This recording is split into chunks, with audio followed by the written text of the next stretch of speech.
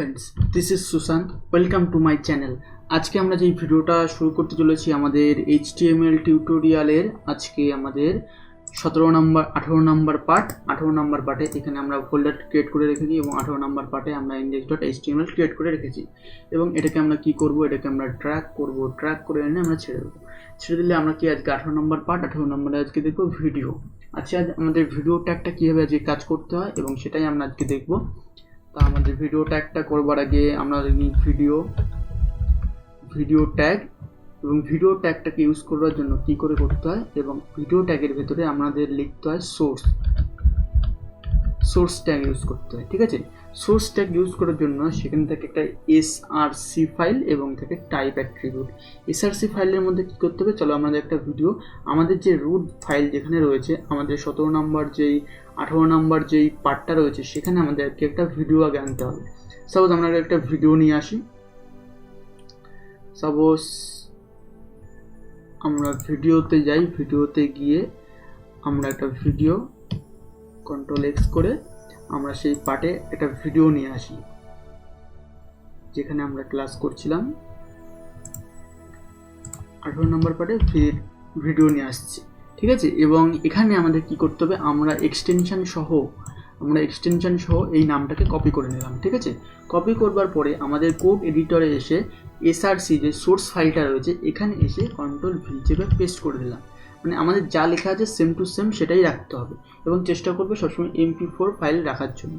এবং টাইপ দিলাম কি video/mp4 করে সেভ করলাম। ঠিক আছে, করবার পরে এবং এটাকে আমরা কপি ফাইল পাথ করে আমরা যদি ব্রাউজারে যাই, ব্রাউজারে গিয়ে ভি দিয়ে পেস্ট করে রিলোড করাই এবং সেখানে কিন্তু আমাদের ভিডিওটা কিন্তু এসেছে, কিন্তু এখানে ভিডিওটার কন্ট্রোল কিছু দেখতে পাচ্ছি না।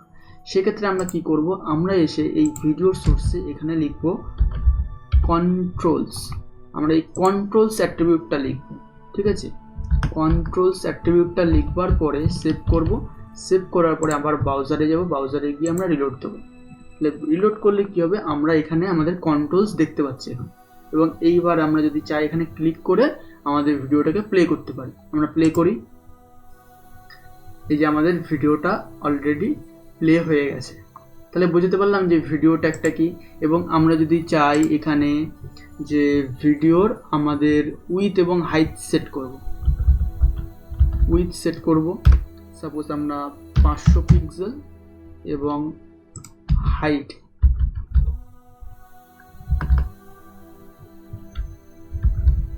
400 পিক্সেল করবার পরে আমরা যদি রিলোড করি তাহলে আমাদের 500x400 এর মধ্যে আমাদের ভিডিওটা চলে এসেছে এবং সেখানে আমরা কন্ট্রোলস সব কিছু আমরা দেখতে পাচ্ছি। ঠিক আছে, তাহলে আমরা ভিডিও ট্যাগটাকে কীভাবে ইউজ করতে হয় আমরা বুঝতে পারলাম। এবং ওয়েবসাইটে ইউজ করবার ক্ষেত্রে কখনোই আমাদের সার্ভারে ভিডিও রাখবো না, প্রয়োজন পড়লে আমরা ইউটিউবে রেখে দেবো, ইউটিউব থেকে সেটা লিঙ্ক নিয়ে এসে আমাদের ওয়েবসাইটে ইউজ করব। এবং ওয়েবসাইটে ইউজ করবার ক্ষেত্রে ভিডিওটা না ইউজ করাই ভালো, তাহলে ওয়েবসাইটের লোডিং টাইম বেড়ে যায়, অনেক সমস্যা আসতে পারে। এজন্য আমাদের শেখার পারপাসে আমরা ভিডিওটা কীভাবে ইউজ করতে হয়, ভিডিওকে কীভাবে এমবেড করাতে হয়, নিয়ে আসতে হয়, এগুলো আমরা আজকে বুঝতে পারলাম। তাহলে বুঝতে পারলাম যে ভিডিও ট্যাগ কীভাবে ইউজ করে। আর একবার আমরা ক্যালকুলেশন করে দিই, আমরা ভিডিও ট্যাগ বলে আলাদা ট্যাগ পাওয়া যায়, HTML এর ভিডিও ট্যাগ নিলাম, ভিডিও ট্যাগের ভিতরে আমরা সোর্স বলে একটা ট্যাগ পাওয়া যায়, সোর্স ট্যাগ নিলাম। সোর্স ট্যাগের ভিতরে আমাদের src যে অ্যাট্রিবিউট আছে সেই অ্যাট্রিবিউটে আমাদের যেই ভিডিওটার নামটা পুরোটা দিলাম। এবং আমাদের যদি ভিডিও যেই এই পাথটা সবসময় ঠিক করে দেবো। এবং আমাদের যদি এখানে একটা ফোল্ডার থাকতো, সাপোজ ভিডিও বলে একটা ফোল্ডার থাকতো, তার ভেতরে এই ভিডিও থাকতো, বুঝতে পারছি। তাহলে সেক্ষেত্রে কি হবে, এই ভিডিওটাকে এই ভিডিওর ভিতরে ঢুকিয়ে দিয়েছি।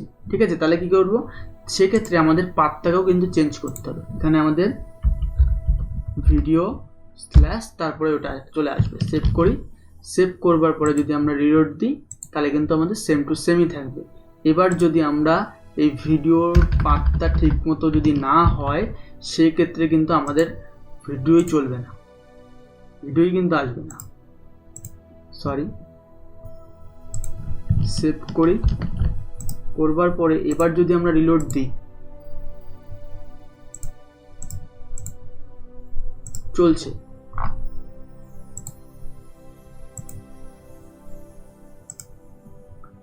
তাহলে আমাদের পাথটাকে অবশ্যই ঠিক রাখবো।